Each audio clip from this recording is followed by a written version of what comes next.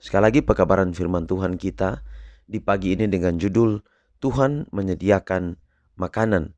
Dan ayat firman Tuhan Kejadian 2 ayat 9, lalu Tuhan Allah menumbuhkan berbagai-bagai pohon dari bumi yang menarik dan yang baik untuk dimakan buahnya, dan pohon kehidupan di tengah-tengah taman itu, serta pohon pengetahuan tentang yang baik dan yang jahat. Tuhan telah memperlengkapi manusia dengan sarana yang berlimpah untuk memuaskan selera yang alami. Dia telah menyebarkan di hadapannya dalam hasil bumi berbagai jenis makanan yang berlimpah, yang enak rasanya, dan bergizi bagi sistem. Dari jumlah tersebut, Bapa Surgawi kita yang baik mengatakan bahwa kita dapat makan dengan bebas. Kita dapat menikmati buah-buahan, sayuran, biji-bijian, tanpa melakukan kekerasan terhadap hukum keberadaan kita. Makanan ini yang disiapkan dengan cara yang paling sederhana dan alami akan menyehatkan tubuh dan mempertahankan kekuatan alaminya tanpa menggunakan daging-daging.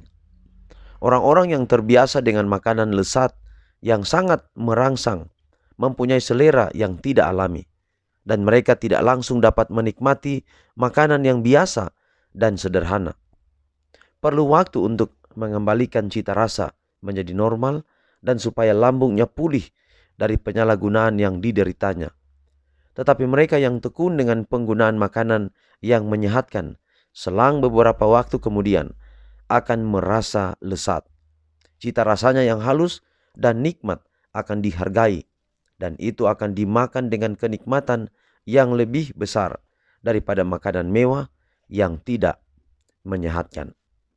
Jadi makanan menurut Alkitab untuk manusia adalah buah-buahan, seperti ayat tema kita hari ini mengatakan. Dan itu kita bisa sebut dengan makanan ideal yang pantas, yang cocok untuk tubuh kita. Di dunia yang berdosa ini, sayuran ditambahkan untuk melengkapi buah-buahan. Pada zaman Nuh dan keluarganya, setelah mereka selamat dari air bah, daging ditambahkan. Dan daging adalah emergency food atau makanan darurat. Itu berarti bahwa ketika tidak darurat lagi, maka kita kembali kepada makanan tambahan, yaitu sayuran. Kalau mau kembali ke makanan ideal, yaitu buah-buahan, silakan. Kalau kita memiliki kemampuan menyediakan buah-buahan. Tetapi kalau tidak, maka berupaya kita makan buah, makan sayur. Dan kalau itu kita upayakan, ketika Yesus datang pada kali yang kedua, pasti kita kembali lagi pada makanan original, makanan yang sesungguhnya, yaitu buah-buahan yang Tuhan ciptakan. Di dunia yang berdosa ini, saudara, kita mungkin sulit sekali untuk kita hanya makan buah saja. Karena pasti kita akan mengeluarkan biaya yang besar untuk hal itu. Dan lambung kita yang telah terbiasa dengan daging ini mungkin akan perlu belajar. Seperti renungan kita hari ini katakan, perlu belajar lagi. Nah, itulah sebabnya, mari dengan prinsip dalam renungan kita pagi ini, walaupun Tuhan sudah menyediakan semuanya, tetapi saya dan saudara punya hak memilih untuk makanan apa yang terbaik bagi diri kita.